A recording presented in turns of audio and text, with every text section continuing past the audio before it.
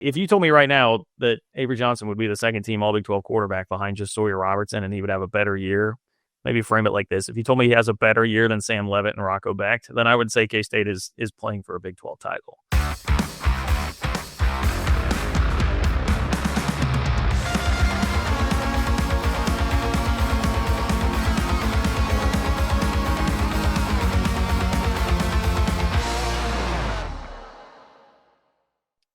Hello and welcome into another edition of 3Ma. John Kurtz, Cole Manbeck with you today. No DY, so pour one out for him.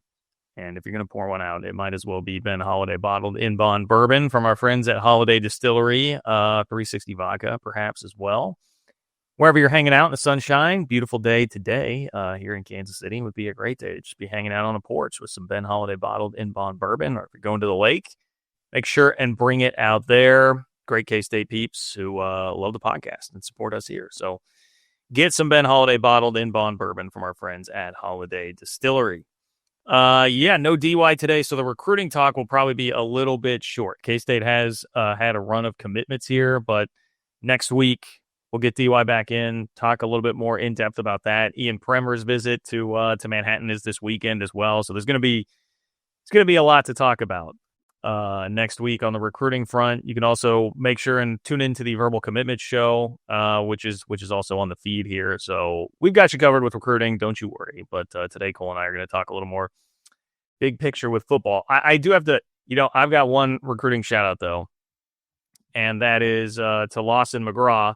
He's John McGraw's son, so I mean, there's that. But he also attends Blue Valley West High School, my alma mater. So great to get somebody from the School of Champions onto the roster here. Although it was very devastating for me to realize, doing math in my head, I was like, okay, going to throw this tweet out here to shout it out. I'm like, this is 2025. He's not like going into his senior year. I'm like, this kid was not born in 2007, was he? Which is, of course, the year that I graduated from high school. So that was a tough realization. Like, this kid wasn't even born when I was walking the halls of Blue Valley West. But anyway, we got a Jag coming to the team.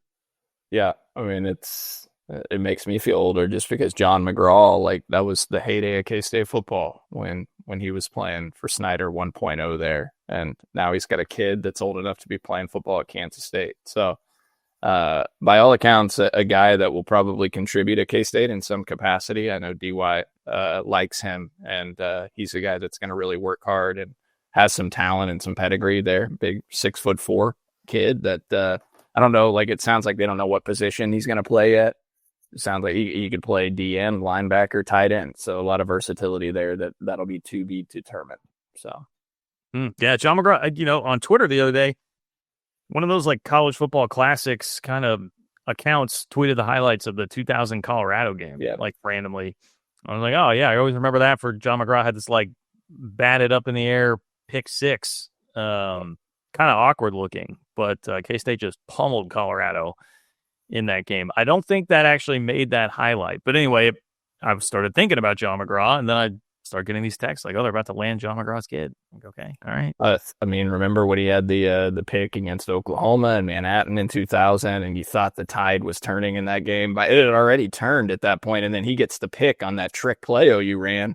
K-State has the ball with 8 minutes left, John, to chance to tie in Manhattan. Yeah, did they ever get the ball down 7 late? Yeah, I'm pretty sure they did. It was because OU ran that trick play, and it was 38-31, and then they ran the trick play. John McGraw picked it off, got a foot down inbounds, going out of bounds, and K-State, I believe, had to end up punting, though, and then Oklahoma kicked a field goal with about 3-4 minutes left to go up 10 and iced the game. Okay. So I guess they had one shot. I'd forgotten about that period in between there because, the block punt got them to within 7, but then and then I remember the field goal where they couldn't seem to get a stop on that drive that ended in the field goal. So, okay. Yeah, there you go. Hopefully we'll make everybody feel a little bit old today to start off the show. All right, but I was talking a little bit about this on my YouTube show last night. I saw this week a couple of one, I guess we could say like Big 12 predictions out there. Athlon was out there. Athlon has K-State at number 13 in the country, which is best in the Big 12, just ahead of Arizona State, who's at 14. And then we got Kelly Ford's analysis on the Big 12. So Kelly Ford has one of the statistical models, definitely becoming one of the more respected numbers guys out there in college football. And he has K-State as the most likely to win the Big 12, has them with the most likely chance to win 9+ games. The only team in the Big 12 that was over a 50% chance, I believe, to win 9 games. So, there's a lot of hype coming around here for the Cats. I will just be honest. I think we checked in on this maybe like a month ago, and I said, I'm kind of surprised. Feels like there's a lot of love for this team out there. I mean, I understand. I think some of it is just name notoriety from the last few years. I mean, this will be like the 4th straight year that you've had, 3rd straight year for sure, that you've had quite a bit of hype going into the preseason and then tacking on that. That was coming off the heels of a Big 12 championship. So there's just some name value and brand equity built up over the last 4 years. But you also have a high-profile quarterback in Avery Johnson, which, even as inconsistent as he was last year, this is somebody that people have already familiarized themselves with. Now, that doesn't mean anything for like Kelly Ford's numbers, right? Okay, so you can kind of take that away from the conversation. But there still continues to be this real groundswell of a lot of hype for this team, and I kind of thought this might be a year where the offseason was a little bit more just faded some of that a little bit from the last few years, teams or people fading K-State, and instead kind of the opposite, man. I don't know if that's really a good thing or a bad thing, but my inclination is almost to be like, it would have been nice to have a year of playing the underdog card, but it doesn't really seem like that's happening. Yeah, and you know what? For whatever reason, the advanced models, they have loved K-State and Chris Kleiman for a few years now, John. I mean, now K-State obviously finished last season 27th nationally in Kelly Ford's power ratings at the conclusion of the season, but in the preseason metrics, they were the pick to win the Big 12, I believe, last season as well. They finished 11th in the country in Kelly Ford's power ratings in 2023. They finished 12th in 2022. Bill Connolly's numbers were very similar when you look at the SP Plus rankings from him over the last few years in the 2024 preseason SP Plus rankings. So with his formula, you can actually go back and look at the preseason rankings historically. 2024, they came in number 17 nationally with Utah right on their heels at 18th. So for the top mark in the Big 12, 2023 preseason SP Plus ranking, K-State was 20th.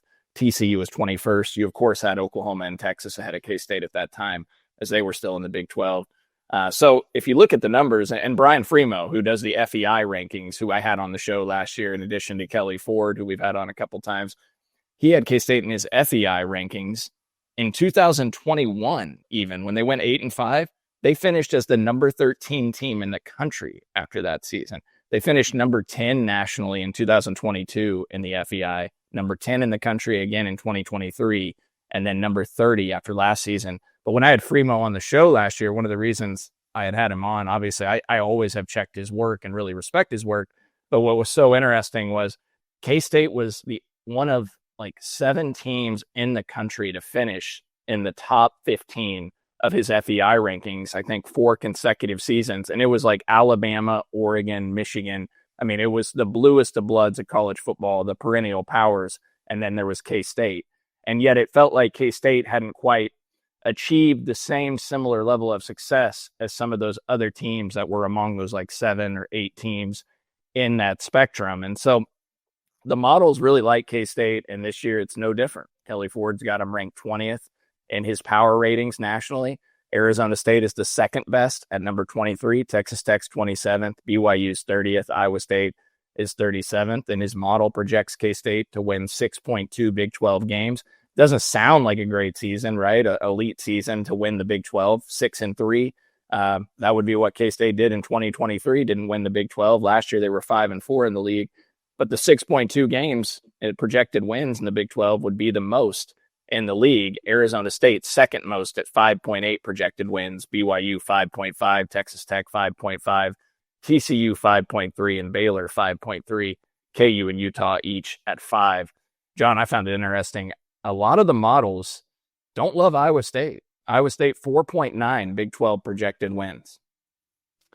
Which I mean, I don't really agree with, as much as I, hate to admit it. Yeah, Kelly Ford has him at 8th in the Big 12, which, I mean, there's literally a difference of less than 2 games between number 1 and number 9. I guess 2 games even between number 1 and number 9, K-State and Baylor, which is another one I would disagree with pretty vehemently with Kelly Ford's model there. So there's not a lot of room between all those. That's kind of the point with the Big 12. But yeah, man, I don't know. I was kind of doing an inventory last night of like, all right, if there's teams that you're looking at what the projections are right now that you would want to like buy stock in, like teams where there's a lot of value in, I feel like Baylor, TCU, maybe Iowa State. I think a lot of the humans are a lot higher on Iowa State than the computers right now, so it's not quite as much there. But like Baylor, TCU, is like there's a lot of value there. And I mean, if there's one team in the Big 12 that I would look at and say, well, it doesn't feel like there's a lot of value in buying stock there. You can think K-State is going to be very good. This is not a statement on what I think K-State is going to be as a team, but I don't feel like there's a whole lot of value if you're trying to buy stock in what K-State is right now, because they're pretty damn high already. And look, there are just enough question marks out there still for this team to answer that I don't know that I would feel great investing a ton of money in them being the Big 12 favorites right now, just if we're being honest. Yeah, if you're going to buy low on Team John, Iowa State, Baylor, and then Utah, probably, right? I mean, those are the teams. Yeah, Utah, I guess. Utah, I feel like Utah's gotten a decent amount of respect, though. Like, I mean, they're 5th from Kelly Ford. Like, that sounds about right. Yeah, that's fair. Phil Steele has him in the championship game. Oh, wow. It's a big jump. I mean, we'll see. I mean, I still, obviously, I think that game at Utah for Kansas State is going to be extremely challenging. In fact, if you look at how Kelly Ford breaks it down, John, because he gives win probabilities for each game. By the way, you mentioned some of the percentages earlier. K-State is the only team in the 16 teams in the league to be projected to have a 50% chance or better in each of their 12 games in the regular season this year. Now, that doesn't mean, obviously, that he projects K-State to win all 12 games, because some of those games with the mathematical formulas and the percentages where they have like a 53 or 56% chance to win, the odds will tell you they're going to lose a couple of those games. And so that's why he has them right around 9 wins, which would be the top mark in the Big 12 based off his projection and win the league. But gives K-State a 65% chance to defeat Iowa State and Ireland, a 93% chance to defeat Army, 79% at Arizona. Baylor at 56% is the second hardest game in terms of win probability for K-State. And to the subject of Utah, John, at Utah is K-State's hardest win in terms of probability at 53%. In fact, I was looking ahead at the DraftKings betting lines, John, and that game is actually out there. You can look at the futures line at DraftKings. K-State is projected as a 1.5 point favorite at that game at Utah. KU on the road, 59% win probability. TCU at home, 72%. UCF, 85%. Texas Tech in Manhattan, 71%. Oklahoma State and Stillwater, 76%. And Colorado in Manhattan to conclude the season at 84% in terms of win probabilities, just to give you guys a sampling of what they project there as far as the hardest games on K-State's schedule. K-State's also a projected 4-point favorite at KU. Don't know what you think of some of those betting lines, John. K-State minus 3.5 against Iowa State and Ireland, according to DraftKings. Yeah, man, I'm thinking about that. I guess in terms of win probability, do you think it's fair to put the Iowa State and Kansas games basically right at the same level there? I think which probably, in? Yeah. Gosh. Well, those two have been such a thorn in K-State's side, especially KU the last couple of years. Iowa State really the entirety of the Chris Klieman era. Well, I don't know. Can you be a thorn if you're never actually winning? Like, is that? Well, relatively speaking, when we think about the dominance over KU during the 16-game winning streak and just how the last 2 games shook out, that, felt like K-State could lose both of those games. And fortunately, they ended up finding ways to win. But so I guess I get your point. Not necessarily a complete thorn in their side, obviously, but at KU, with the way the last 2 games have played out, I'd still probably say Iowa State a little more nerve-wracking, neutral site game. Obviously, you gave up a home game for it. And just because Iowa State and the success they've had and what they've got a quarterback in Rocco back. They obviously, KU's got Jalen Daniels, but I feel like Iowa State's probably got a little bit more depth and returning production than what KU does. So I'll say Iowa State makes me a little bit more nervous, but both games will be challenging. Iowa State makes me way more nervous, just to be honest. I mean, the KU game's going to be tough for sure. I don't know, assuming that they get that stadium done by then, we'll see. Iowa State, I don't know. That game, I don't feel good about at all. I think I've made that very loud and clear. Anybody on the Discord knows that. Patreon.com/30ma. Anybody who listens to this show probably knows that. I definitely am very worried about that game. Plus, it's just like, I feel like that game will have such an effect on the season. I mean, not that the Kansas game can't, but because it's the first game of the year, I mean, it's going to really set the tone for where this season is going. I do want to make this point. Let me pull back up the Kelly Ford stats here. So 63% chance of 9 or more wins. So everybody on the Discord, patreon.com/3ma, all you chuckleheads with your 8-4 jokes. All right. Kelly Ford says better than 50-50 shot. You're wrong. 63% chance the K-State wins 9+ games. Yep. 13% chance to go 11-1. 2% chance to go 12-0, and 84% likelihood that they win 8 games or more, which they've done in the regular season each of the last couple of years. John, I would also just say, like, the ESPN's FPI, their Football Power Index, it projects K-State to have the best record in the Big 12, and similar to Kelly Ford's numbers, not far off, projects K-State with 8.6 wins overall, with Arizona State at 8.3, BYU at 8, Texas Tech and KU each at 7.9. KU and Texas Tech at 7.9, John. KU's up there right around 5th, according to the FPI. And interesting, not as high on Utah. Have them behind Colorado at 11th in the Big 12 with 6.4 wins. I'm still just with Kansas. I mean, I think there's a lot of potential there, but those receivers were really good, and Devin Neal was really, really good. I need to see that they're going to have the weaponry around Jalen Daniels on offense to make that thing work. I mean, I think they got some addition by subtraction for sure with their offensive coordinator, with the change that has happened there. So I am more confident that they will start the year in a better rhythm than they did last year. But I have no problem with putting them up there. I mean, Kelly Ford's model had them at 7.1 wins. So pretty similar, 7.1, 7.9. You're going to get, I think, a lot of that sort of range for the Hawks. I mean, look, why do we think, well, let's take a break and then come back and talk about why we think why are these models so high on K-State all the time? That's coming up next. Looking for tickets for your next event? Tickets for Less is your #1 source. Save big on every purchase when you use promo code KCSN at ticketsforless.com.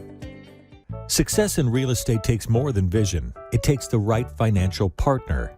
When someone takes something rundown and turns it into something great, that's called a comeback story, like Brain Group.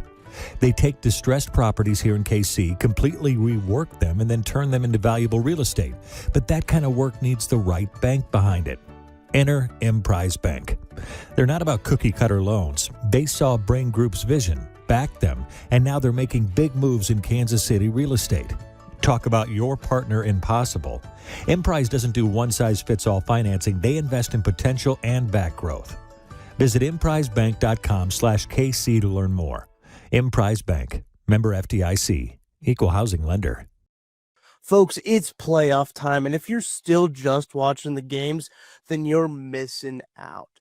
With Pick 6 from DraftKings, you can turn your hoops knowledge into real cash. Just make your picks, track your score, and if you hit all 6, you're looking at bigger payouts than Prize Picks flex plays. Nobody's dropping better payouts than Pick 6. Hit 6 picks, and that's 25 times your cash. And if you beat your competition, you could be looking at a 500 times bag in your pocket. And right now, new customers can get $50 in bonus picks with just a $5 entry. Here's what you got to do. The playoffs are on, so why not take a shot at making a little money while you're watching? Download the DraftKings Pick 6 app right now and use code KCSN. That's code KCSN to play $5 and get $50 in bonus picks. better payouts, bigger wins, only on Pick 6 from DraftKings. The crown is yours. Gambling problem? Call 1-800-GAMBLER. Help is available for problem gambling. Call 888-789-7777 or visit ccpg.org in Connecticut. Must be 18 plus. Age and eligibility restrictions vary by jurisdictions. Pick 6 not available everywhere, including New York and Ontario. Void where prohibited. 1 per new customer. Bonus awarded as non-withdrawable Pick 6 bonus picks that expire in 14 days. Limited time offer. Terms at pick6.draftkings.com/promos. What's your theory here, Cole, on why the models are so high on K-State? Is it's got to be special teams, right? I mean, nobody else has the special teams in the equation to factor in there. Well, Phil Steele put out his all Big 12 teams, which we'll hit on a little bit, and he does 4 teams worth, so 4 all Big 12 teams and special teams. K-State didn't have a guy on that list, unfortunately, and still the advanced models have K-State right around like 35th. I think Kelly Ford has them 35th in special teams, or Bill Connolly, I can't remember which one, in terms of national rankings. Probably too high based off the way last season went, but I'm actually nervous about special teams, not to get off topic, but with Chris Tennant gone, and he was so reliable last season for Kansas State, that'll be another subject that we'll talk about as we preview the 2025 season on a later episode. But look, I think I asked Kelly Ford or maybe Brian Freemo at one point why the advanced models like K-State so much when we had them on the shows last year. I think part of it is, John, like K-State often doesn't get blown out, right? Now, sans the BYU game last year, that was just a complete downfall and things blew up on them. But otherwise, K-State's usually pretty competitive in the majority of their games. And so there's that scale. And then I think K-State has a large number of actual blowouts as well, where they blow the other team out, which probably inflates the numbers a little bit. And then they've just been consistently solid. Like, I think the biggest driver of it is it's not easy to win 8 to 9 games every single season. And I think, gosh, I knew you were going to get me on this as soon as I started to say it. That's not the quote. What's the quote about winning 8 games, Cole? You said freaking hard. So I think it was a little more like friggin' hard. Yeah. Yeah. Friggin' hard. Yeah. And so, but like to do it every year, K-State, when you factor in the bowl wins or the postseason, 9-4 last year, 9-4 in 23, 10-4 in 22, 8-5 in 21. And so that consistency factor of not having like that terrible season, right, where you only win 5-6 games, most of those other teams of your peers in the league have at least one of those seasons mixed in, and K-State has been more consistent at avoiding those complete downfall type seasons. Like Iowa State, I mean, look at the Cyclones. I mean, they go to the Big 12 champion last year. They have that high, but wasn't it just the year before they missed a bowl altogether? Right? Or the 2 years before, I can't remember. They had a couple really down years with Matt Campbell mixed in as well. And so even those teams that have achieved, TCU goes to the national championship and then they barely make a bowl, or they didn't even make a bowl the next year. They went 5-7. So that roller coaster of the ups and downs, K-State has avoided more of the down. And I think that's a large driver. Well, I mean, that's an interesting hypothetical and question there. You take the ups and downs, or I think if you told K-State fans you'd get to be in a national championship game, even if it was just for the right to get your ass kicked by Georgia, you probably take that. But absolutely. Yeah. John, if you told me right now that K-State would play in the national championship this season, but it meant that K-State would miss the postseason altogether the next year, I am taking that in a heartbeat. It's not even a thought for me, because that high is so worth it to make it to that level and to that stage, to something that we've all never experienced. I'm fine having a disaster of a season and being miserable the next year, because I can live in the memory of having played at a national championship. Yeah. Yes. That is the correct answer for sure. I don't think anyone from the Big 12's getting to the national championship game, especially now that the Big 12, acquiesced this year and gave up the potential for a first round bye. So, yeah, I mean, I get it. Theoretically, it's out there if you finished in the top 4, but good luck getting any Big 12 team, no matter what happens this year, voted into the top 4 there, or ranked in the top 4 by the end of the year. Okay, you brought up the Phil Steele all Big 12 teams. Phil Steele, by the way, his projections in the Big 12, he's got Baylor Baylor, Utah, Iowa State all tied for first. So maybe he would say Utah's not going to the title game and it's Iowa State and Baylor. Anyway, those are the 3 teams he likes most. And then he's got Arizona State, K-State, Texas Tech tied for fourth. I guess that becomes they're the next group. But his actual like all Big 12 team, not a lot of cats on there, but there are some cats in high places, put it that way. Like Dylan Edwards is the first team all Big 12 running back, along with Bryson Washington from Baylor, who I think is really, really good. Austin Romaine, first team all Big 12 linebacker. Avery Johnson, second team all Big 12 quarterback, which is fascinating. He's got him above Rocco Becht and Sam Levitt. I'm sure he's the only preseason publication that has that. Garrett Oakley, Sam Hecht, both second team all Big 12. I mean, your third team. I don't see anybody on third team. Team all Big 12, Jace Brown at receiver. You could maybe argue that's slightly low, but with K-State and receivers, I'm not going to fight that too much, just based on the reputation there. But that's it. I mean, 4 all Big 12 teams, like that's it. So the VJ Payne third team defensive safety, John. How did I miss VJ Payne? Okay, my bad. VJ Payne. But that's to your point, not a lot. I haven't done a side-by-side comparison of who has the most, who has the least, and how K-State stacks up there. But that kind of illustrates, and my criticisms of Field Steel. So, like, you told me last year when he said that K-State had the best secondary in the Big 12, and I thought we were jeopardized at that point as soon as he had that ranking in there. And I've had plenty of criticism of his projections over the years. But if you want to go off of that, that kind of shows and illustrates to you there are quite a few unknowns for this K-State football team in terms of returning production. Obviously, you have Avery Johnson back at quarterback. Dylan Edwards is a guy that you think is going to take another big step after the conclusion of last year and certainly has the potential to do it. Jace Brown, a proven wide receiver, best wide receiver K-State's had in terms of playmaking ability in the last decade. But offensive line, replacing pretty much everything up front, aside from Sam Hecht. You got Taylor Portier back, but you're going to start potentially 2 new tackles on the offensive line. And defensively, Brendan Mott, your best defensive lineman last year, he's gone.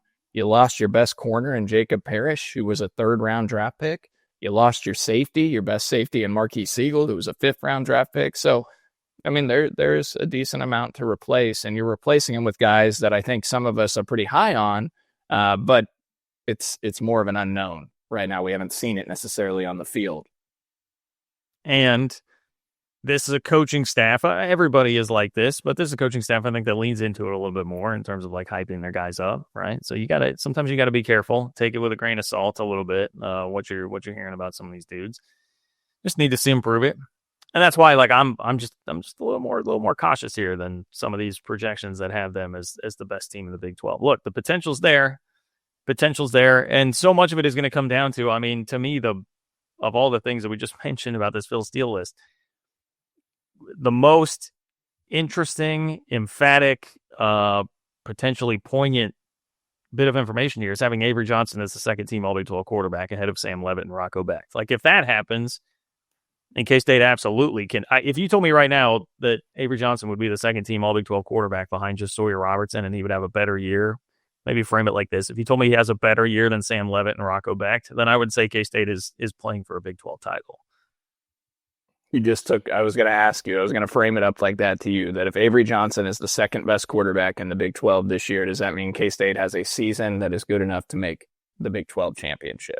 And I would say yes. I mean, obviously there's a lot of different ways that could play out. If it's just a terrible year for quarterbacks in the league or something like that. But I think there are enough really good quarterbacks in this conference that the odds would certainly tell you that yes, that would be correct.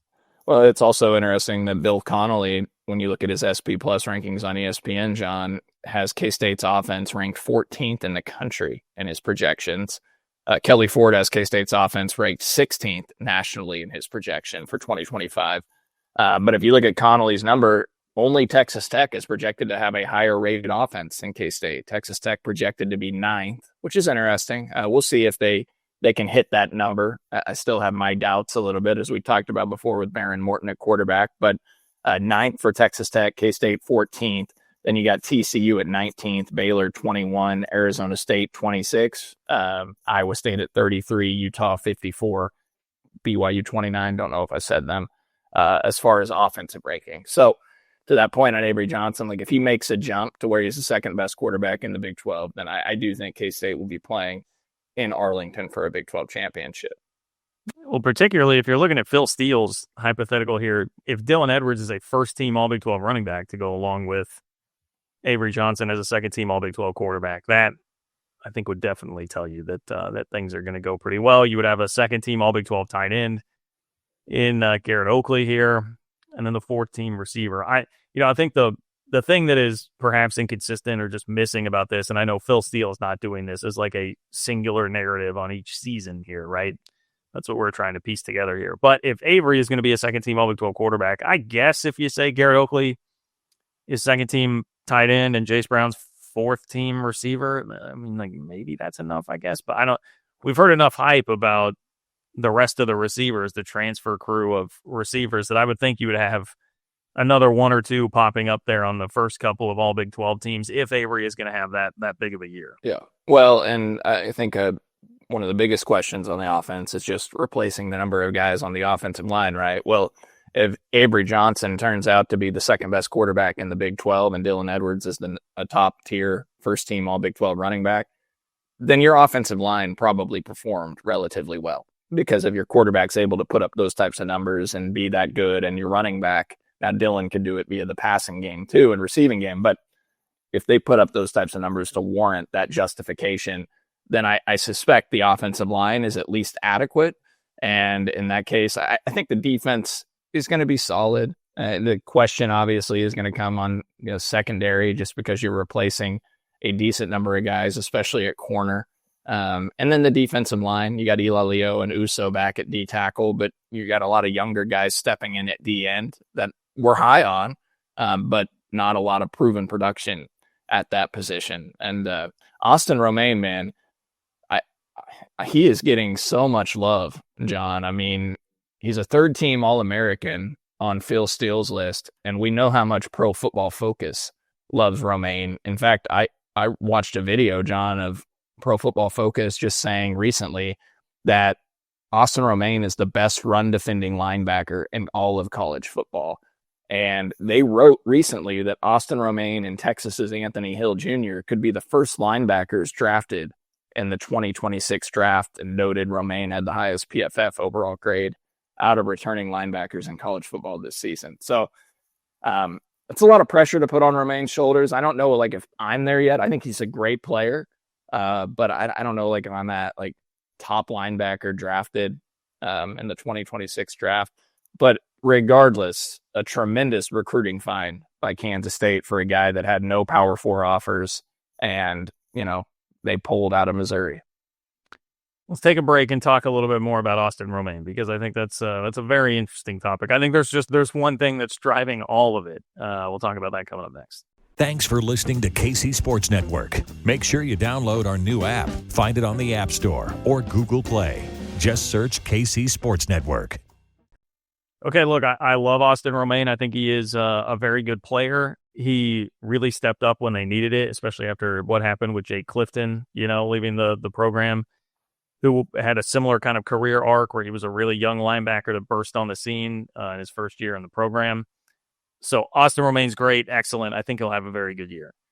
But I get a little worried about, I think there is value in Pro Football Focus, what they do with the college stuff, but I think we've also seen enough inconsistency with that to at least have some caution in proceeding forward with that. And the problem is there's just such a they're a pretty prolific account that's out there, and I think people do put a lot of stock in them because PFF at the NFL level has established such a reputation that probably your Phil Steeles of the world and others see what PFF says about him, and they use that as, this guy must be an excellent linebacker, because not everybody out there has time, especially if you're doing a nationwide prediction, whatever it is. You don't have time to watch, grind Austin Romaine tape, but if you see that PFF is saying that he is great, then you're just going to take that and be like, okay, he's great, clearly. And it can almost turn into like a self-fulfilling prophecy here. So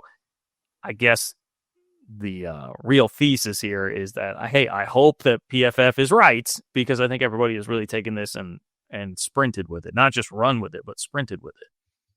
Yeah, I mean, it's a lot of pressure that's getting put on Austin Romaine's shoulders. I think he's a really good player. Do I think he's the best linebacker in college football? I mean, I haven't watched every linebacker in college football, so I couldn't say it. It feels like a lot to put on his shoulders to say that, he is the best. So I would maybe pump the brakes just a little bit there. Regardless, you feel terrific that you've got a guy like him back at the Mike linebacker spot, because it was a question mark, obviously, getting into last season, because they didn't really have much behind him. Now there's still like Gabe Powers. What's his role? The Ohio State transfer in this defense that K-State has. So, but you certainly feel good about having Austin Romaine back. And I think what reinforces the position on that, John, is Austin Romaine's name was the first name that came out of the mouth of the players at Big 12 Media Days and the 2023 Media Days that we had. That was back when Will Howard and those guys were here. And we asked them about guys standing out. And we were all thrown for a curveball when they all said, well, Austin Romaine is a name to look out for. And he never played it down. And this was a kid that was a 2-star recruit, the lowest ranked recruit in K-State's recruiting class, no Power 4 offers. And we were like, really? Romaine? We hadn't even given him thought necessarily. And then he contributed some as a true freshman, took another big step last year. So he's a guy the coaching staff and his teammates have seen from day one as a guy having a high ceiling, and he seems to be hitting that right now. And he's got the size and the stature, obviously, to be a really good player. He is a really good player. And now he's going into year 3 of college football, and you would expect another jump. But I mean, I would agree. Like, I think PFF is probably putting expectations on him that might be a little bit high. I think he's one of the best linebackers in the Big 12, and we should be thrilled to have him at K-State. And I don't think either one of us is trying to knock Austin Romaine here. It's just saying like he's the best in college football or an All-American. That is a lot. Well, some of this is just about like media in general. And like a lot of people who listen to me probably know how I feel about this at this point. I mean, I hardly ever fill out I get the All Big 12 ballot emailed to me every year. I hardly ever fill it out because I try to caution against this. I'm like, I typically have not had time at that point, and just in life in general, don't always feel like I have the bandwidth with, a day job and all the content that I'm doing to like give a proper evaluation to like the entire league. And especially like you're asking me to pick first team All Big 12 offensive lineman. Like, I don't know anything other than I would just start reading and looking at PFF and all these things and like taking their word for it. And then, so I just think a lot of times this stuff just gets recycled. Like somebody says one thing with enough credibility behind their name and it just gets recycled over and over again, like these media teams. So trust the coaches teams, I guess is what I'm saying. I don't have all that much faith and trust in the media thing. I don't know what we're doing having Cole Manbeck and John Kurtz picking first team All Big 12 offensive linemen. I gotta say, shout out to our guy Kellis. I don't know why his name popped into my head first. I apologize, Kellis, but I almost just said, I don't know why we have Kellis Robinette telling us who the first team All Big 12 offensive tackle is. Kellis, you're in the same boat as us, okay? I threw our names out there too because I wanted to make that very clear. Nothing you, us as an entity. Like we're not grinding offensive line tape. I don't know what I'm looking at. Yeah. No, I think that's well said. I mean, you can look at numbers of skill position guys and defenders and, maybe give some sort of accurate depiction. Offensive line, there's nobody that's really qualified to give a breakdown unless you've played offensive line at the highest of levels or college football. Wait, hang on. I don't know why I threw you under the bus then, Cole, because you did play offensive line at the highest of levels in the Mid-East League.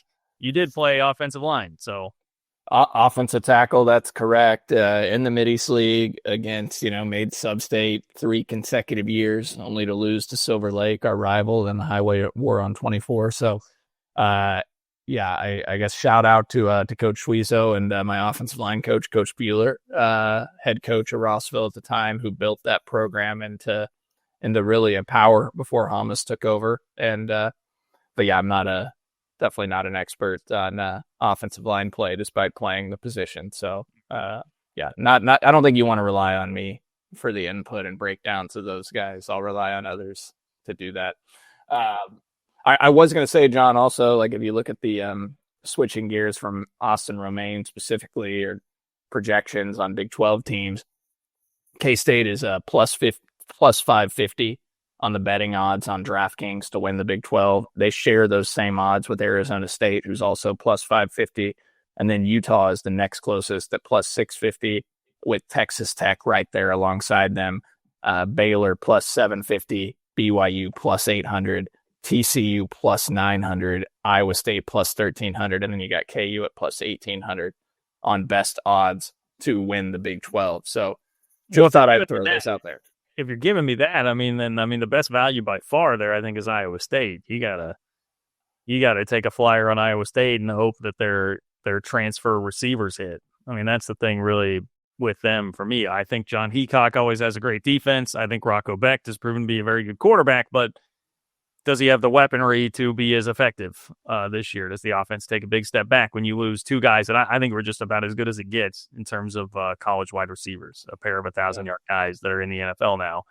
And I think on paper, Iowa State did a pretty good job in the transfer portal, but they got a hit. Like, we thought K-State did a great job on paper when they got Keegan Johnson away from Notre Dame and Texas A&M, and that never really panned out very well. So, but if you're telling me plus 1,300 there, boy, that seems like that would be the play in terms of value. Well, John, that is to win a Big 12 championship, and that's something Iowa State will never do. So, okay. This is what the Discord wanted. They said Derek and I were not allowed to talk about Kansas and Iowa State anymore because we were too nice the other day, and Cole wasn't there to interject with some commentary like that. So there you have it, Discord. You got it. Yeah, I was appalled, like so many of you on the Discord, and probably so many of our listeners at the Iowa State and the KU love over the last 15 minutes of that show when I went back and listened to it a few days later. And I was like, oh, I wonder how John and DY rounded out that show after I logged off. So I went and listened, and I was like, what the hell is this? Like, I would have put an end to that. We would have had a nice little debate there. But yeah, Iowa State, you would just be lighting money on fire, John, if you bet on them to win the Big 12, because that's not going to happen. You'd have better odds to just take, I don't know, TCU at plus 900, maybe, BYU at plus 800. TCU's got that schedule, though, man. That schedule's a bitch for TCU. Well, that's a good point. And when I was looking at, I had to do a double take because when I was looking at the over-under win totals projected by DraftKings, TCU's only at 6.5. That's where it's set, and that's minus 150 odds. So that was a little bit of a surprise to me, but the schedule drives that. And not just for people wondering, like, man, damn, 6.5 does seem low. It's not just their Big 12 schedule, which they've got to get. They're like at K-State, at Arizona State. They've got Baylor. It's a tough conference schedule. But then their non-con, they go to North Carolina to start the year. So they're Bill Belichick game one, and then they have SMU. They've got the Iron Skillet game, who went to the playoff last year. So it's a tough schedule. Where's that game at? Is that at SMU? Iron Skillet, I think, is in Fort Worth this year. I think they were on the roof last year. It should be. You wouldn't think TCU would schedule. It's in Fort Worth. Yeah. All right. I wasn't thinking TCU would schedule opening back-to-back road games at P4 schools. But to the point on Iowa State, John, only projected at 4.5 Big 12 wins. So on the over-under betting odds, that is. So, and that is minus 170 or so. So a pretty strong lean to thinking that they would go over the 4.5 wins to 5 wins or so. Their over-under win total overall on the season is set at 7.5 at plus 105 odds, though. So that's saying, like, and they're an underdog to win over 7.5, win 8 games or more. They really think that they're going to win 7 or less this year. K-State is minus 115 odds at over 8.5 wins. That ties for the best odds in the Big 12 overall. Texas Tech has the same odds at K-State with minus 115 at 8.5 wins. Arizona State just right on their heels. They have an 8.5 win total as well, but it's at minus 105 odds, so a little less likelihood when it comes to that. BYU 7.5 odds for win total. Arizona, I only throw them in because K-State plays them. They're projected at 4.5 wins overall in the year at minus 170 odds. Baylor 7.5 wins. Colorado 6.5 is what they've set it at, but it's plus 135, and KU 6.5 wins at minus 155 odds. I'll throw Oklahoma State into 4.5 wins at minus 170 odds. If I was going to take a flyer, John, on somebody to maybe bounce back even just a little and hit over 4.5 wins, I'd probably take Oklahoma State because I could see them win 5 or 6 games this year and bounce back a little bit last year. Yeah, 4.5 seems low. I'm not really high on them, particularly because of their quarterback situation. I guess if you believe in Haas Haney, who's their other young kid? I know they've been kind of Zane Flores, who K-State recruited. Actually, yeah, K-State had an offer out to Flores. It wasn't committable because they were waiting on Avery to be official, but it was in that same class. Yeah. The bad thing about Oklahoma State this year is, like, if there were a team that could give the Big 12 a lot of national respect this year, it's actually Oklahoma State, because they've got Oregon in the non-con. But this does not seem like the Oklahoma State team to take advantage of that at all. So that sucks. That's a bummer. Cole, I've got to make this point on the Iowa State discussion, okay? DY and I think part of what we were talking about the other day is that DY was saying that it looked like Iowa State was going to keep their quarterback away from Alabama. All right, so I will just say the premise of the discussion, I believe, someone can check the tape, and maybe I'm wrong and I'll sound like an idiot here, but I believe some of the premise of the discussion was a flawed premise from DY to me to then entice me to talk Iowa State up, because now Iowa State lost quarterback commit Jet Tamala to Alabama. All right, their 2026 4-star kid that they stole from under Nebraska's nose in Omaha. He didn't even get a Bama offer until like a month after he had been committed to Iowa State. They come in, he goes to Bama. So now I can rescind some of that conversation because they didn't hang on to their guy. Yeah, well, and don't forget that J.J. Cole, was right in there with Avery Johnson in terms of the recruiting pedigree rankings, and he's gone already. Like do you know where he's at? I was looking this up yesterday. Do you know where he went? App State, East Carolina, somewhere over there, right? App State, very good. Yeah. Yeah, I just remembered it was a smaller school. And that's a guy that was in Avery Johnson's class, was an Elite 11 quarterback, and at Iowa State, they just don't develop quarterbacks. And so, Rocco Beck was a complete fluke and outlier. And so was Brock Purdy, who they how much money is Brock Purdy making? Most overpaid quarterback in the NFL now, based off one season where he stepped in. There were a lot of 49ers fans frustrated with his performance last year. So, I throwing some jabs in, obviously, but they've had some success with quarterbacks. But hey, if you're Ian Primer, you can't go to Iowa State now because they lost the 4-star quarterback, and Miles Teodecki just got ranked by what I've always said is the premier recruiting evaluation site over On3, and that is ESPN.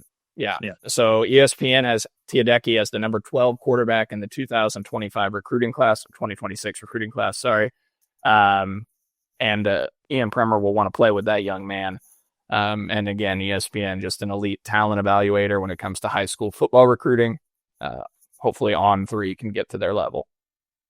Couldn't have said it better myself. The real problem here, everybody, is just at the end of the day. When's the last time K-State beat Iowa State? It's been a minute. That would have been 2022. When you laid on my basement floor and collapsed. Malik Knowles fumble. 10-9. What a thriller! Painstakingly a 1-point win 3 years ago. Yeah. Against a 4-win Iowa State team. And I'm sorry, guys. I got to call a spade here.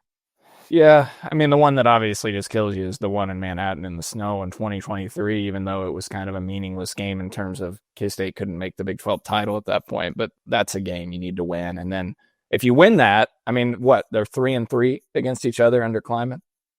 That's they're 2-4 right now, right? You flip 23, yeah. Yeah, just flip one of those games and it's 500, which Iowa State's probably hoisting a trophy and hanging a banner for, if they could be 500 against K-State over a time span. So we look at it and they're 4-2 over the last 6 years against them. Yeah, but yes, I understand that, but I'm saying even if you flipped it and they were 3-3, Iowa State would be throwing a parade still about that, and we're disappointed. we would be like, how could we lose to Iowa State 4 times in 6 years, which is what we're saying. And because, you're such a flawed program, disgusting program, really. So, yeah. I mean, look, if we want to talk about basketball, that's one thing. I mean, look, Jerome Tang splits basically every year with Otzelberger. He goes and clowns him in his own house, so much to the point that the Big 12 said, no, we're not going to let K-State go do that next year in Ames. We're gonna shield the country from having to watch what happened there to all the women and children in Ames, Iowa, when K-State 20-balled them, okay? So, see, I can still do this, guys. It's okay, but I have to be honest with what I'm seeing. Yeah, I mean, I heard Jamie Pollard advocated to get out of it, is what the rumor is, because they're scared of K-State. So, yeah, afraid the university wasn't going to give him that subsidy to pay the rev share that he was talking about there if they keep losing like that to K-State and in Ames. I think that's really what happens. So, Jamie's got to watch out. Can I just say, John, like, I saw a bunch of hoopla about, like, the not playing Iowa State. I really don't care. I don't care that they don't play them twice in basketball next year. I don't care that they don't play them in football one season. So that does not bother me. I don't enjoy playing Iowa State. Well, I mean, in defense of the people, look, I am not impassioned about it. Like, a lot of people are very impassioned about it. Here's the thing. Lots of people seem to really care about, like, the Big Eight, the streak, like the, longest standing game without being interrupted. I see why that's cool, but I'm sorry, I can't manufacture that I really care too much about that. I just don't. But realignments cost us a lot of rivalries, Cole. There's no Nebraska game anymore every year. KU, Missouri, like all these. So losing a rivalry game like that, like I don't cry and curse Brett Gorm for it, but I can see why people are bummed about it. Yeah. No, I mean, look, I will say, like, I actually view myself as a traditionalist. I mean, I collected the Hardee's basketballs back in the day when you had the Big 8 basketballs with the 8 old school Big 8 logos on it in the 90s. And I love those old Big 8 logos, and I love the Big 8. And then I loved the Big 12 when it was the original Big 12 that was founded in 1996. But I just, like, I saw some commentary, like, look, there's only 5 original Big 8 schools that are even left, right, in this league. And people were complaining about the basketball schedule that you only play, KU out of that group, and who's the other one that you play twice next year? I'm blanking on it. There was only 2. Is it like Oklahoma State? No, I don't even think they play them twice. Maybe it is Oklahoma State. I mean, you've got what? The original Big 8 still in the Big 12 is Colorado, K-State, Oklahoma State, Iowa State, and is there a 5th? Or is that it? Original Big 8, Oklahoma State, Iowa State, K-State, KU, Colorado. Oh, you just named 5 right there, right? Oklahoma State, KU. Yeah. This is bad by me. The point that I would make on all this is just that it's a 16-team conference. You can't make everyone happy. It's really tough. Like, and people just want to shit all over Brett Yormark. Like they're not the greatest at this part of their much better big picture marketing. Like, that's his strength.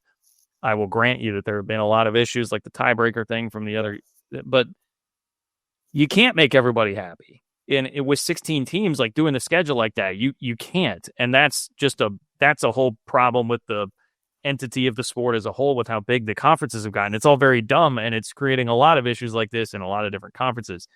You can't make everybody happy. I get you're a K-State fan. But I saw people like crushing them for not having BYU and Kansas playing twice next year because of AJ DeBonsta. And like, I mean, on one hand, like, okay, like, I guess I see, because you'd want Darren Peterson against AJ DeBonsta, right?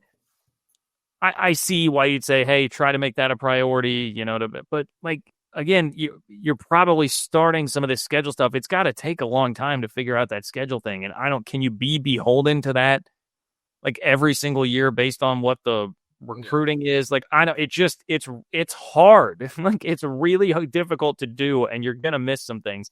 That's just the reality of having these monster conferences, which direct your anger at everybody who's pushed conference realignment. which would really be Greg Sankey, for starting all that, and Kevin Warren, Tony Petitti, like the people in the SEC and Big Ten that did all that, blame them. I mean, that's put everybody in this position. Yeah, absolutely. I mean, look, I hate the direction of where everything has gone. I miss playing Nebraska. I miss having Missouri in the league. I miss having all those drivable rivalries and those games, and would love to see things return back to the geographic footprints that they should be. But that's not where we're at right now.